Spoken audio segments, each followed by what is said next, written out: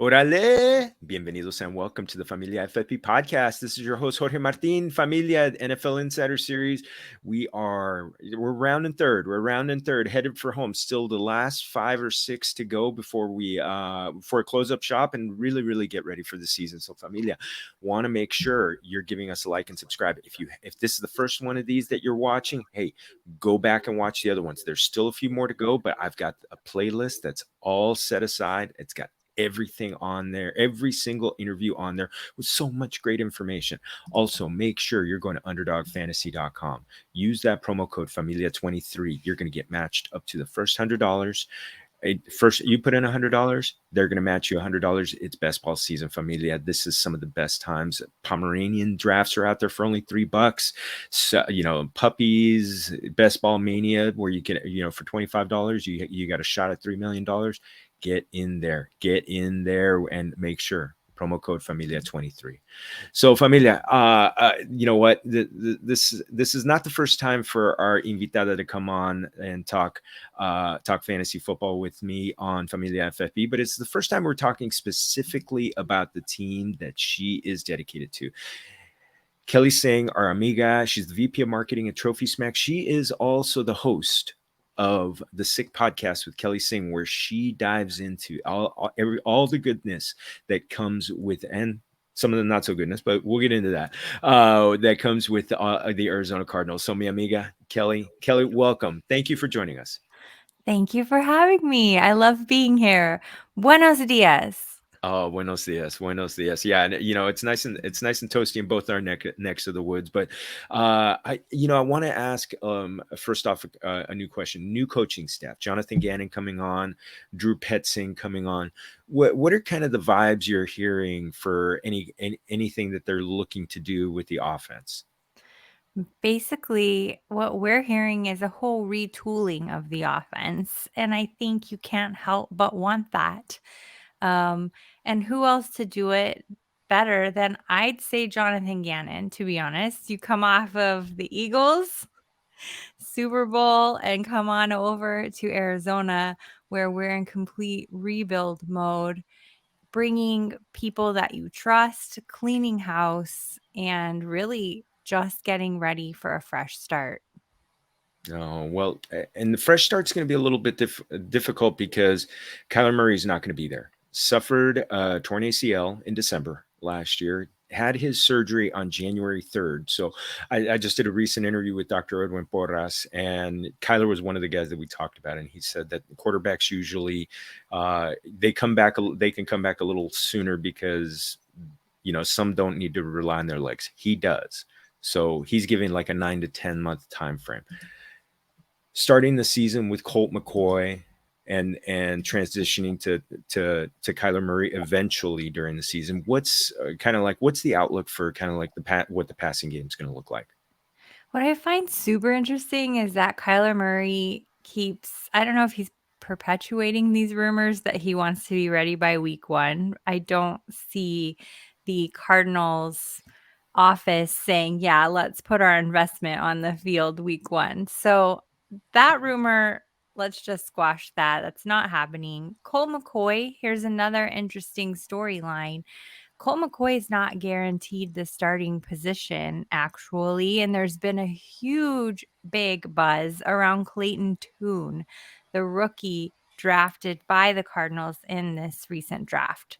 Clayton Tune is showing extreme potential, with some writers even saying that he could be best in class, which to me seems wild because I had never even heard the name Clayton Tune until I started doing research for my podcast last week and seeing what is all this buzz about. But apparently Clayton Tune's giving Colt McCoy a run for his money, let alone David Blau, who was my personal favorite. So if you have Colt McCoy shares, don't be worried. He's probably, I would say, definitely going to play, but I wouldn't be surprised to see Clayton Tune getting a chance, especially in the preseason games, at seeing what he can do. I'm heading out to training camp Thursday when they open up for us to get my own sneak peek.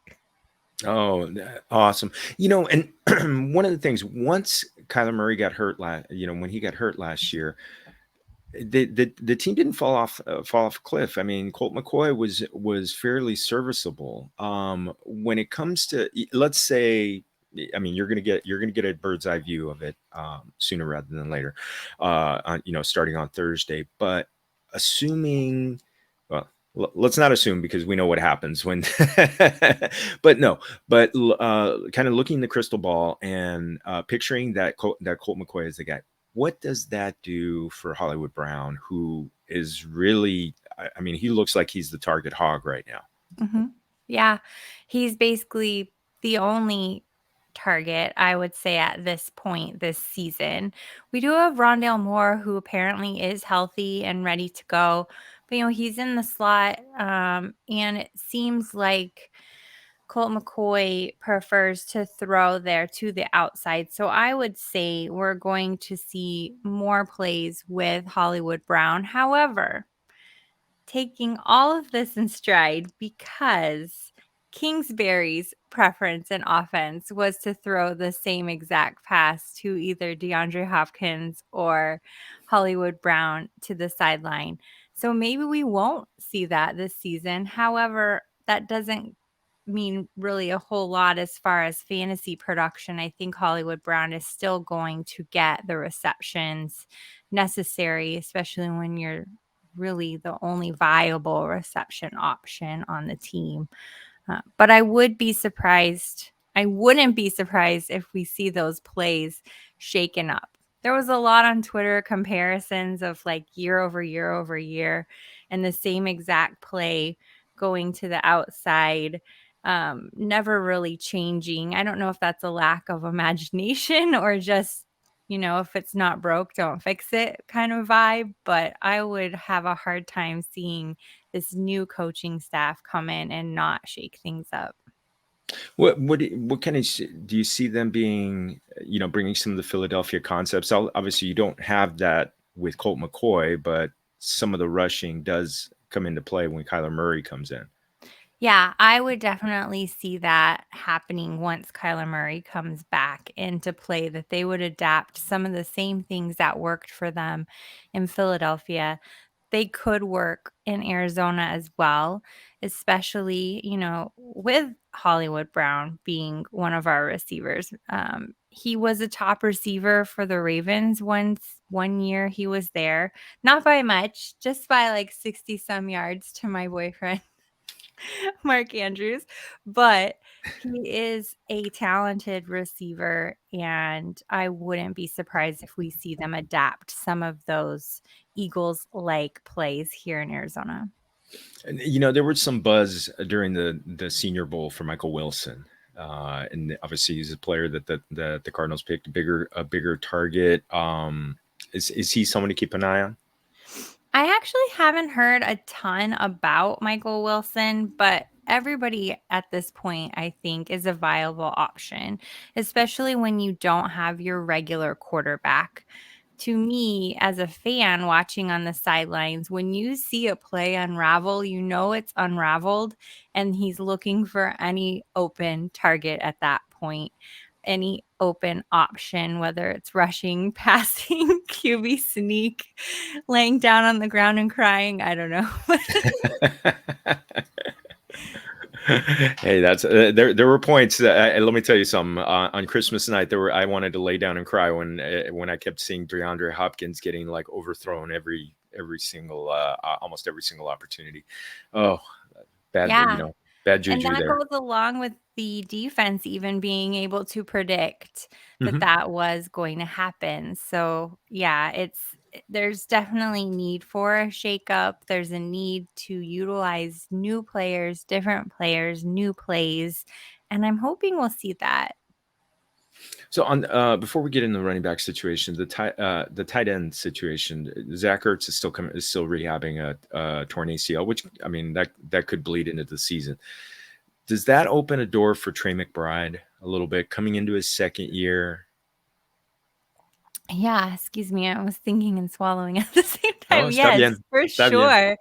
I absolutely think that opens up the door for Trey McBride.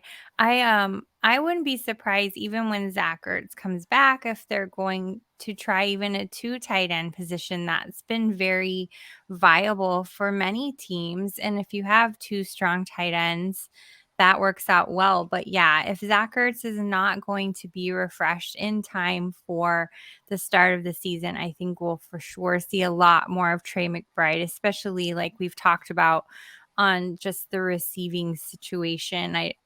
Outside of even just blocking, but yeah, we're gonna need every receiver, all hands on deck, everybody be ready.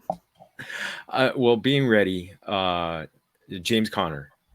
I think a lot of people expected that he was going to get some. He was going to get some company in the NFL draft. Didn't come.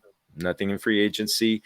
He's. I think there are a lot of people have had a lot of worry about him as far as durability is concerned. But he did play 13 games last year, and he was one of the touchdown leaders the year before. Could he do it again? And if there and who might be his top backup? Yeah, he definitely could do it again. I think he's not out yet. Durability is definitely an issue, but James Conner is one that has shown, at least to me, that he bounces back. He's in there. He's got that dog in him, as the kids like to say. As far as any competition, I would say Tyson Williams. They're saying a lot about him coming up. I'm not so sure about that, but it's nice to think about. As far as running backs, I got the feeling the Cardinals are waiting until the 2024 draft, Hmm. um, in that sense.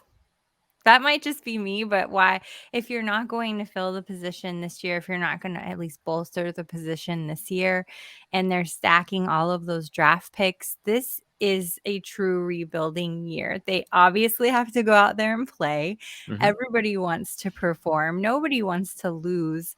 But at the same time, you can only do what you can do. And then you look ahead to the next year and you have all of these picks. I can't help but think one of those, if not 2 of those 2024 picks could be used in that position. No, absolutely. I could see that. I mean, when guys are on 1-year contracts, that's the only thing you can look at that point. So, Right. yeah, you know what? I mean, and the thing with Connor, he's going late enough in drafts where he's not necessarily going to be your number one running back or maybe not even your number two running back. I mean, who maybe one of your top running back, one of your top two running backs if you're going with the zero RB build. But it's one of those things. It's like, I mean, ride him till the wheels fall off. I mean, yeah, last year, if you played him as one of your top running backs, you didn't do terribly other than the missed games there, 6, 7, and 8. I'm just taking a little peek here. But he was definitely scoring double-digit fantasy points, well above 20 most weeks. So that's pretty solid for, somebody who's done a 0 RB build. This year, we really don't know, except that Colt McCoy actually was quarterback in the majority of these really high scoring games for James Conner. So maybe you do scoop him up and rely on him because we're talking 26, 22, 28, 20. Oh, I skipped another 28. Those are big weeks. So I would be happy. Well, let's ride that. Let's ride that caballo. Anybody, any sleepers that you can see other than players that we might not have talked about?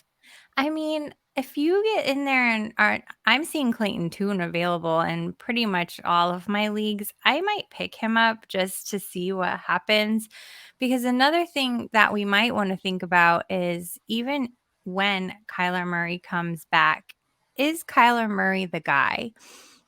Are we rehabbing him to be healthy enough to trade to a team, to pick up another quarterback, to groom somebody like Clayton Tune to be the guy? It feels bad to say because I love Kyler Murray, but it seems like it was yesterday that we got him, but it hasn't been. Yeah. It's been 5 years, and that is a very long time to have not made very much progress. So, part of me is thinking grab someone like Clayton Tune, especially in your dynasty leagues. I would still hold on to your Rondale Moores. I think there is hope for him this season if he's not made of glass. Manages to stay on the field, because that guy, if you saw any of my training camp videos from his not last season but 2 seasons ago, his rookie season, was explosive. It was just so fun to watch. The punt returns, outside of punt returns, those were fun to watch, but just watching him scoot through the slot 10 yards easy on anybody, and I just want to see that again. I'd love to see that. I think it was Scott Fish even said that the Rondale Moore changes direction like a squirrel. So It's so wild. yeah, he's He's one. fast. He's one of those guys you just wish for health. Just wish for health. I had him a Mhm. lot last year, and I'm really trying hard not to tell my feed myself with the oh, he's injury prone. He's not. It's like, just treat every season like a new season. So a couple other things to ask about. I wanted to get the kind of like the state of the offensive line. Obviously it's going to be very important, especially when Kyler Murray comes back from his knee injury, to keep him clean as much as possible. How's that group shaping up? It's not in great shape. Yeah, I was worried about that. I Worried would about say that. Oh. not in great shape, no.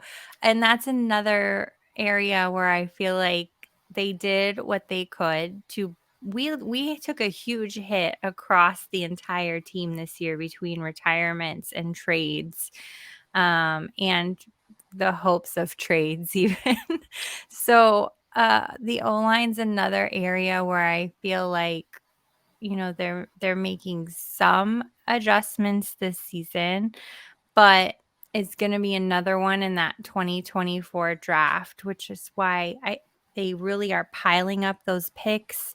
They want to move forward and build new, like we kicked off the show. It's almost a clean slate, and it's not this year, and it may not be next year. Wow. But it's, next year would be great if you get the final pieces to fill it in. But then what happens with guys like Buda Baker who want to be traded? Will they hang on another year? Can they hang on another year? Um, there's just so much influx right now that it's like that baseball movie Major League. Hmm. They're Yes. just like the ragtag group that surprises everybody. I don't think it'll be this year, but it could be next year. And they're like, hey, we got all the pieces we need. Let's do this. Let's go out there and prove something. But it's going to be fun to watch regardless. Oh, awesome. So I love this next question because you are very much a DFS player and someone who puts out DFS content. And I always like to ask kind of like the state of the defense first against the run and against the pass, to see about like how can we attack this defense. And it's a defense that was pretty forgiving last year. What's kind of how do they shape up against both? I don't think we're going to see anything miraculous this year on defense either. I do think that we do much better against the pass than against the run, with faster guys coming around trying to, take down the quarterback. But yeah, I am not too excited about our defense either this year. It may be one of the worst, sadly. Mm. That I you know hate what saying that. I hate it. You know what? But I mean, how can you not be honest? And Yeah. honestly, it's something that I looked at. I mean, you're giving me the confirmation that I was kind of expecting, but you're kind of answering a lot of questions. I mean, to me, I look at this as a defense that I'm targeting. I look at this is the reason why I like Philadelphia Eagles, because they play the Cardinals go to Philadelphia over week 17, you're kind of looking at that for, for underdog picks. And honestly, I'm always looking ahead to the playoffs, and that to me is a team to target, because of the fact that that this is a defense that is going to be kind of porous. Yeah. Another reason why I like the Seahawks this year, because they get to face this defense twice. So, Rivalry. Yeah, but as far as sports betting goes, I would definitely be putting my money on teams playing the Cardinals this year, especially when I love to do the rivalry matchups too. oh, In the pick'em section there, the rivalries. I think that could be a really profitable area each week as well. I hate betting against my own team. There may be opportunities where we will get some matchups that we just know, like Marquise Brown may be a great rivalry matchup week to week against somebody. But hmm. other than that, it's going to be tough when you're playing Cardinals, DFS, underdog, any kind of pick 'em. I do. You know what? That's the thing. I do like Brown a lot this year, because I think there's going to be some shootouts, and they're going to have to Mhm. pass to catch up or keep up. So, Yeah. I like that. I like that. All right. So Kelly, last one's fun one, and we talked Mexican food last time when you were on during the season last year. But I didn't ask you this. You have a kind of like a dual living situation. You spend some of your time in Southern California with trophies, near Trophy Smack, and you also spend some time, because you are Kelly in Phoenix. Can you give me a Mexican food dish that you really really like, that's specific to each city? Oh my gosh, that is really hard to be specific to each Or if you have a city. favorite, or if you have a Okay, well, favorite. I have a favorite when I am in California. So our office is in the city of Orange, and my apartment is in Old Town Orange, which Old Town Orange is kind of hipstery. Mhm. There's not I wouldn't say there's a lot of flavor there, but once we get into Orange, there's this place on the corner across from the office called Paul's Place, and they make the best chorizo burrito imaginable, and I will cut that bad boy in half and eat it again the next day or even for dinner. I am a sucker for a fantastic chorizo burrito. Here in Oh, Phoenix, I mean, we have a place called Valley Luna, which is a family-owned restaurant, and I love their machaca tacos. I can't get enough of them. And some people, you might have to help me with this, torn over, is a deep fried shell an actual taco? People are saying no, the deep fried no. shell is not. It has to be a Yes. street taco. Okay. Well, the deep fried machaca taco at Valley Luna is my very favorite dish by far, and I eat there far too often when I'm back home. All right, so I'm going to answer the question. Is a deep fried taco a taco? Yes. In fact, that is in some parts of Mexico, that's the authentic way to create a taco. My mom makes fantastic fried taco that is just, she Mm, just puts potatoes and beans, and it's just heaven. It's heaven. that sounds Sometimes you put a really little, good. yeah. Sometimes you put a little shredded beef in there, Yeah. but honestly, it's just if you make it just simple, then you add some salsa and everything. It's fantastic. So yeah, it's called tacos dorados. So Okay. yes, anybody who has a question over that, you send them my way, and I'll set them straight for you. So yes, I mean, street tacos are still fantastic. I love those. I love all kind of tacos, but yes, let's not be discriminating, familia. Taco's a No. taco, deep fried, street taco, all of them. Oh my goodness. Stuff it with cheese and all of the fresh things too. Oh, little cilantro, a Yeah. little onion and cilantro. I tell you, and also the tacos that Trophy Smack had at the Scott Fishbowl draft. Yeah, fantastic. There was Oh, those were good. nothing like having sharing tacos with Scott Fish himself. So, oh man, fantastic, fantastic. And this has been great, Kelly. Kelly, please pump anything you got coming up. Oh my gosh. I think the thing I'm most excited about coming up is in August, Women of Fantasy Football hosts 4 weeks of interviews with women in media, sports media, kicking off August 9th with the most amazing, unbelievable, unattainable guest. And somehow I asked and she said yes. I cannot tell you who it is, but you will not want to miss this interview August 9th with the very special women in fantasy football, woman in sports. You are going to faint. I know I'm going to try not to faint. I'm very excited about that. And then Thursdays coming up here with the season kicking off, we have the Sneaky Girls Flex, which is a 15-minute segment I host on Club Fantasy's YouTube with two very special little girls that belong to Dave Fantasy, Maisie and Rowan. I've been working with them the last couple of years in fantasy football, and they're only 8. So tune in and hear who the Sneaky Girls favor in a quick 15-minute lighthearted segment, if only to make your day feel that much better. I tell you, you can't watch that episode without just breaking out in a monster smile by the end, and you laugh. There, at some point, they're going to say something to just crack you up. So, yes, I don't know how you keep a straight face. It's got to be. Sometimes I cannot, especially one of our last episodes of the season last year. One of the girls whispers to the other, "You smell like pee." I was like, oh my goodness. They were only 7 at the time.